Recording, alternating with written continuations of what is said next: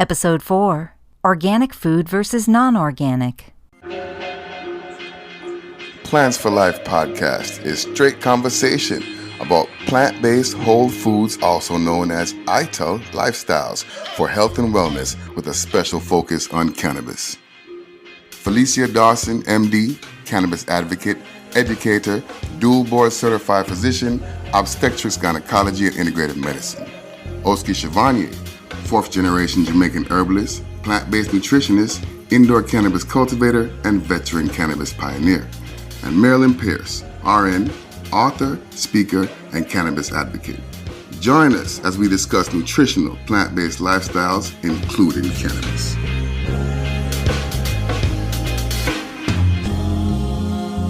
I think the best way to think about organic versus conventional crops is really more about what's not in organic. You know, it's no pesticides, no herbicides, no radiation, because a lot of conventional food is irradiated to kill things. There's no genetically modified organisms. That's part of the definition of organic. And it was more stringent in the beginning. It's a little bit less stringent, but you know, you have to make the intention that this land is going to be for organics, and you can't use any of those products, those prohibited toxins on your land for 3 years before you can even begin growing crops for organic produce. That's one good thing. That's how important the soil is. You can't have those pesticides and herbicides on the land and heavy metals for 3 years when you're doing the organic certification. And your crop, your land is tested every year to make sure you're doing what you're supposed to be doing. So people will say, well, you know, this organic apple doesn't have any more nutrition than a conventionally raised apple. But the thing about it is that organic, again, is what this doesn't have. It doesn't have the toxins, and therefore it's more healthy for you. Because Monsanto has been levied with a bunch of court cases. They've had 3 judgments across against them because Roundup causes non-Hodgkin's lymphoma. Even when it was brought to their attention that Roundup might be causing health issues, they ignored it.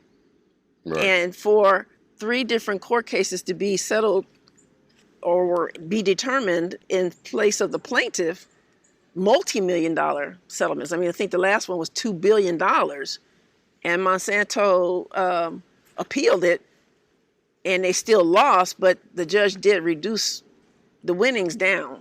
I think it's now down to 20 million or something to that effect. But for Monsanto to get a case against it like that, 3 of them, with about 800 pending, there was a lot of evidence showing that they knew that, number one, Roundup is detrimental to human health, and number 2, they ignored the evidence.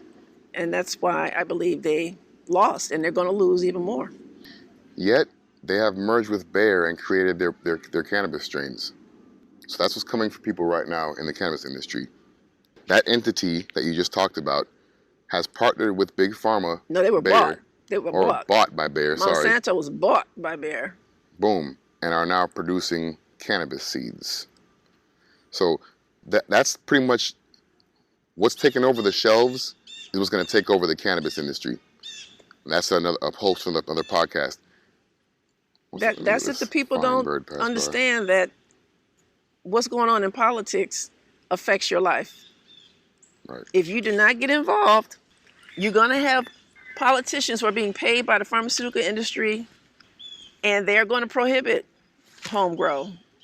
They're going to make it so nobody can even profit in the industry but big cannabis companies. And that's why it's so important for people to get involved in the political process, to run for office, and to hold the politicians accountable and fight for term limits and get the money out of politics. Because right now, cannabis is going to go the way of the food industry if you're not careful.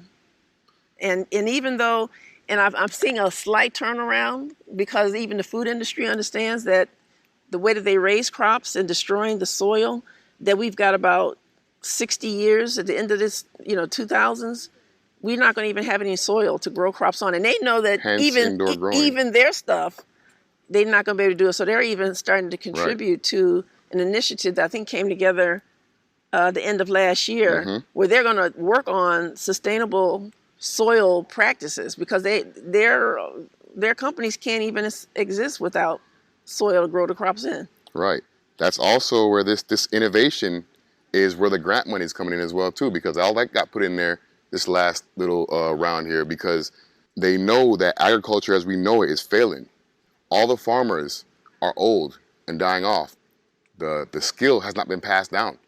There are no new farmers. There are no young farmers. That's brand new. Like there's actually a ton of grant money out there to support disenfranchised or small and underprivileged farmers, because they realize that they're about to not have any farmers pretty soon.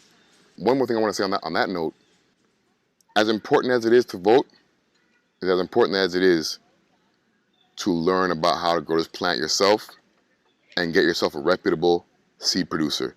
Because at the end of the day, if they don't do the right thing, you may have to do the right thing for yourself. But you can do both. It's like you protest and vote. Right. Vote and grow your own food. You can do both. It doesn't have to be either or. Right. No, it really must definitely, be both. definitely must be both. It's got to be both. All of the above. It's got to be. But don't depend on them to get it right. No. Because that's not their area of expertise, doing right. True. So here's this. Check it out. Next thing is, not everybody has access to a ton of organic food. Not everybody can afford organic food. I know right now in Miami, it's $1.50 for an apple. That's not even organic. The organic one's like $2. It makes no sense.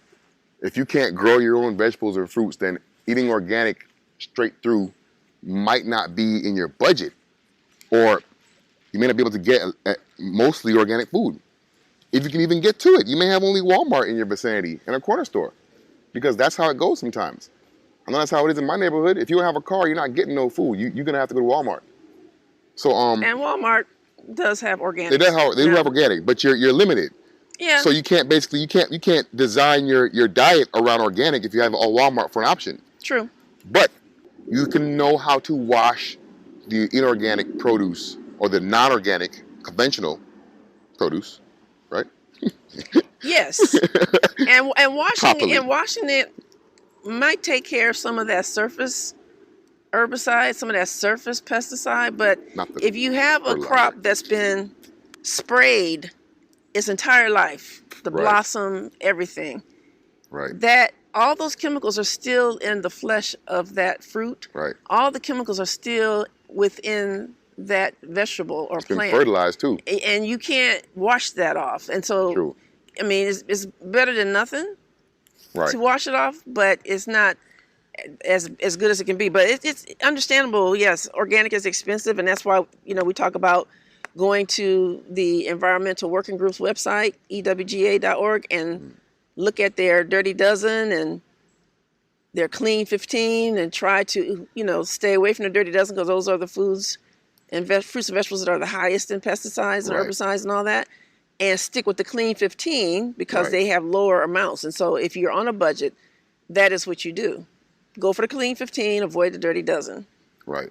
And you know what? It really comes down to this. Get organic when you can, wash conventional when you can't, and detoxify regularly. Because no matter what, you're going to get these toxins inside of you. So there's ways that you can get yourself agents to detoxify yourself in Walmart. You may find yourself some parsley and cilantro and whatnot to be able to do heavy metal chelation. Or you may have to do some sort of online herbal shopping from herbal places that sell organic herbs to assist your self-detoxification.